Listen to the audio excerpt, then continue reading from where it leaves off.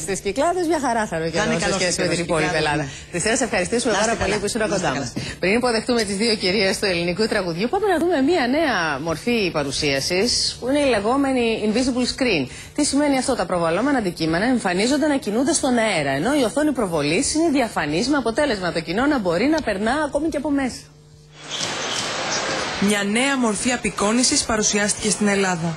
Invisible Show ονομάζεται η πιο προηγμένη τεχνική επικοινωνίας.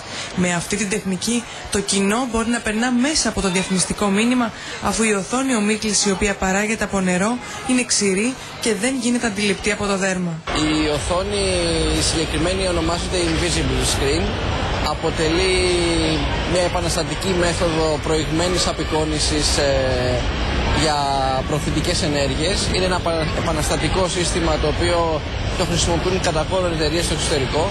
Τα συστήματα αυτά εκφράζουν την τεχνολογία του μέλλοντος και ανατρέπουν τον τρόπο προβολής της εικόνας, καθώς το προϊόν εμφανίζεται μπροστά μας ζωντανά, τραβώντας την προσοχή μας, ιδιαίτερα δε των μικρών παιδιών. Λοιπόν, με πάρα πολύ μεγάλη χαρά υποδέχομαι τις δύο κυρίες.